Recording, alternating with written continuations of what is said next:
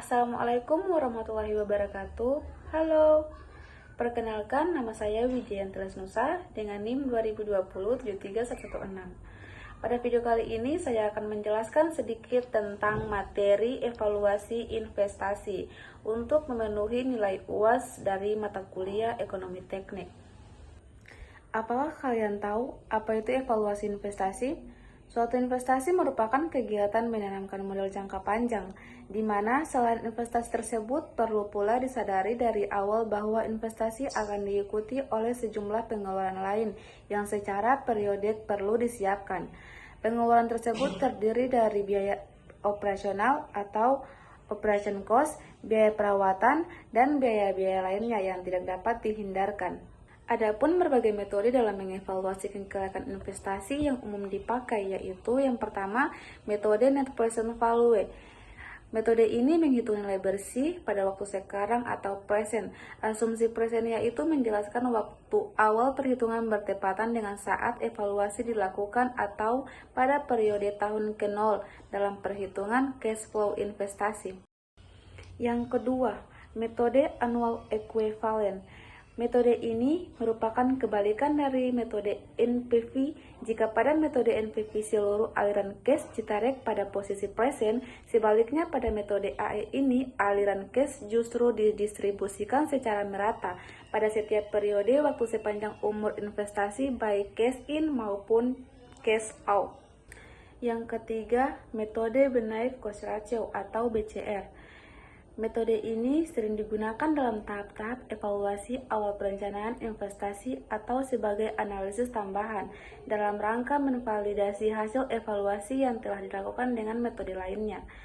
Metode BCR ini memberikan penekanan terhadap nilai perbandingan antara aspek manfaat atau benefit yang akan diperoleh dengan aspek biaya dan kerugian yang akan ditanggung atau cost dengan adanya investasi tersebut. Yang keempat, metode payback period atau PBP. Analisis payback period pada dasarnya bertujuan untuk mengetahui seberapa lama atau periode investasi akan dapat dikembalikan saat terjadinya kondisi pulang pokok atau break-even point. Yang kelima, metode discounted payback period atau PBP. Metode discounted payback period sebetulnya merupakan penyempurnaan dari metode payback period, yaitu dengan memasukkan faktor bunga dalam perhitungannya. Yang keenam, metode internal rate of return atau IRR. Pada metode ini, informasi yang dihasilkan berkaitan dengan tingkat kemampuan cash flow dalam mengembalikan investasi yang dijelaskan dalam bentuk FO atau periode waktu. Soal yang pertama yaitu NPV. Sebuah perusahaan sedang mempertimbangkan proyek investasi yang membutuhkan investasi awal sebesar 100 juta. Proyek ini diperkirakan akan menghasilkan arus kas bersih tahun pertama 30 juta, tahun kedua 40 juta, tahun ketiga 50 juta, dan tahun keempat 30 juta dengan tingkat diskon yang relevan adalah 10%. Hitunglah NPV proyek ini dan tentukan apakah proyek ini layak diterima penyelesaian.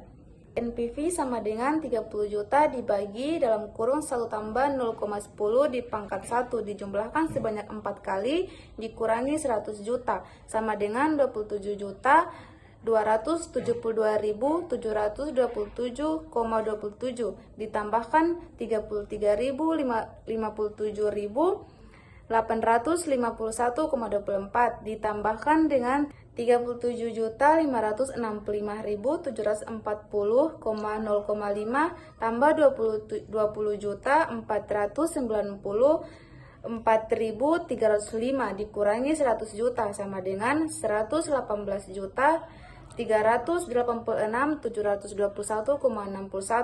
dikurang 100 juta sama dengan 18.386.721,61. Karena NPV lebih dari 0, maka proyek ini layak diterima. Contoh soal yang kedua yaitu AE. Menggunakan data dari contoh soal NPV 1, di mana NPV sama dengan 18.386.721,61 sama dengan 10% dan N sama dengan 4 tahun. Hitunglah AE proyek ini. Penyelesaian AE sama dengan 18.386.721,61 dikali 0,10 dalam kurun 1 tambah 0,10 di pangkat 6 dibagi 1 tambah 0,10 di pangkat 4 kurang 1 sama dengan 18.386.721,61 dikali 0,3154 sama dengan 5.799.999,99. Karena AE lebih dari 0, maka proyek ini layak diterima.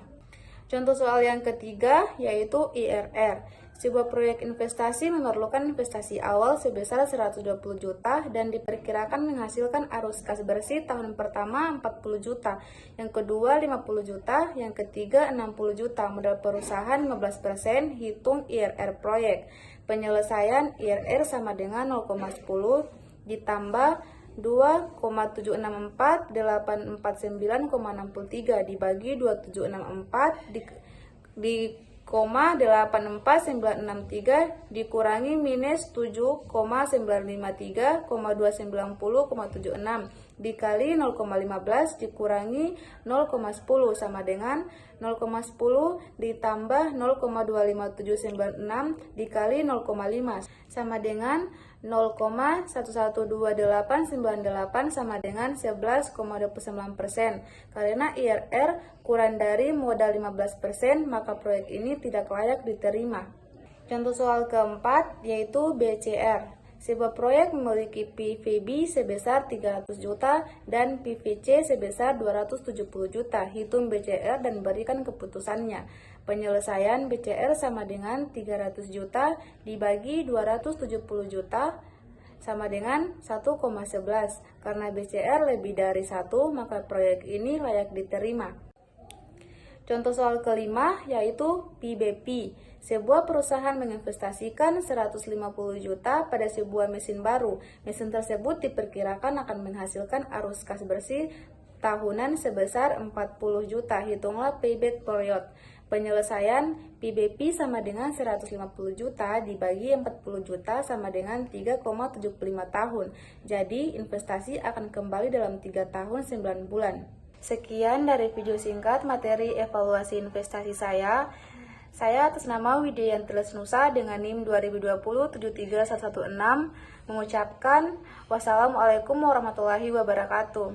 Bye.